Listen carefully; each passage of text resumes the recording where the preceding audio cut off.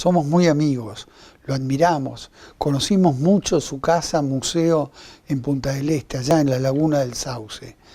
Nicolás García Uriburu, aquel que nos tiñó de alegría, de esperanza, de optimismo, toda una batalla por la nueva vida, por un país no contaminado. Y nada menos que el Museo Pompidou de París invita a redescubrir la serie Coloraciones. Nicolás García Uriburu, paisajista, arquitecto, ecologista, queda patente cuando colorea grandes masas de aguas con fluoresceína. A través de esta práctica el artista intentó sensibilizar al público y sus temas ambientales. Lo tenemos también en muchos museos, mucha obra y ahí se ombú.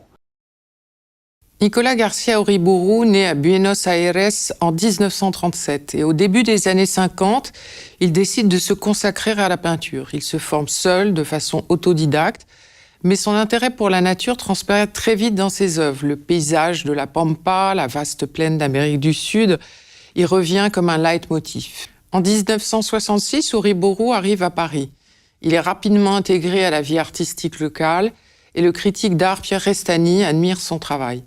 Pour l'exposition Prototype pour un jardin artificiel qui ouvre en mai 68 à la galerie Riscler, il crée un environnement total avec une nature factice, un bestiaire hétéroclite et des formes de couleurs glissées entre des plaques de plexiglas. Quelques heures après le vernissage, les premières révoltes estudiantines éclatent à Paris. Dans ce climat contestataire, Uriburu, mu par une envie profonde de changer le monde, entrevoit la possibilité d'un art de tous pour tous, en intervenant directement sur la nature. Pour peindre le monde à même le monde, comme l'écrit Pierre Restany, Uriburu choisit l'eau comme support. Après de longues recherches, il trouve dans la fluorescine un produit non polluant et non toxique, utilisé notamment par les ophtalmologistes pour colorer le fond de l'œil et par la marine des États-Unis pour repérer les cabines des cosmonautes dans l'océan, son médium de prédilection.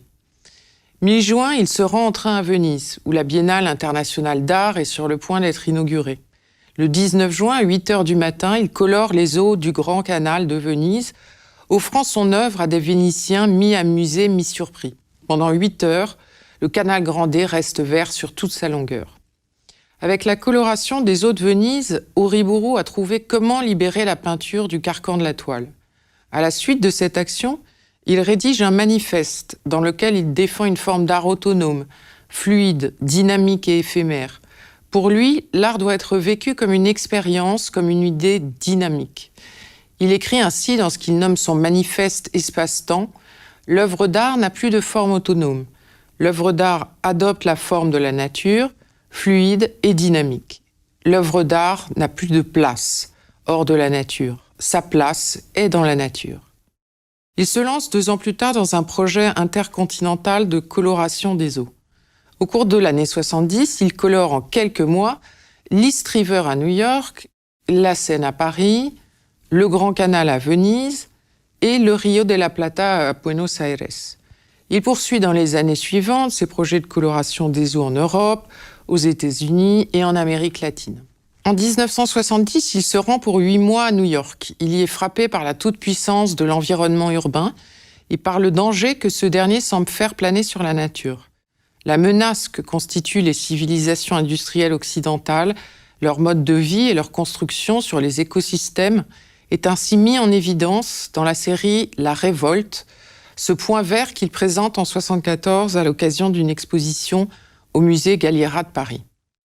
Il y peint dans un esprit pop de gigantesques points dressés devant des gratte-ciel.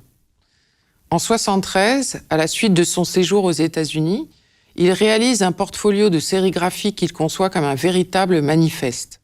Cet album est constitué de 6 sérigraphies réalisées à partir de clichés noirs et blancs colorés en vert, et on y retrouve des cartes de l'Amérique latine mettant en avant les réserves naturelles du futur, des images des colorations des eaux de Venise en 1968, et du projet intercontinental de coloration des eaux de 1970, son sexe coloré en vert qu'il avait envoyé sous forme de carte postale à ses amis en 1971 lors d'un séjour à New York. Il y écrit « Je dénonce avec mon art l'antagonisme entre la nature et la civilisation. C'est pour ça que je colore mon corps, mon sexe et les eaux du monde. Les pays les plus évolués sont en train de détruire l'eau, la terre, l'air, réserve du futur dans les pays latino-américains. L'art d'Uriburu est indissociable de son engagement écologique. En 1974, il déclare à des journalistes français « Non seulement je chante la nature, mais je m'en sers aussi comme un cri d'alarme ». À l'occasion d'une journée de protestation organisée par le parti écologique allemand à Berlin, en 1981, il colore le Rhin en compagnie de Joseph Beuys pour en dénoncer la pollution. Depuis les années 70, ses actions artistiques font écho aux luttes locales et citoyennes qu'il mène dans sa ville natale. Ainsi, lorsque Joseph Beuys l'invite en 1982 à planter avec lui le premier de ses 7000 chênes pendant la Documenta Kassel, cela fait plus de 10 ans qu'Uriburu se bat pour la protection des arbres de Buenos Aires.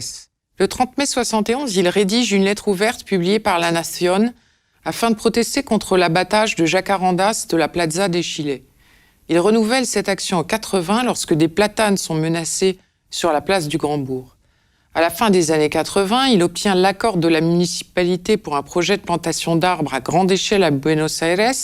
Le 9 juillet 1987, 1000 arbres sont mis en terre dans l'Avenida de Julio.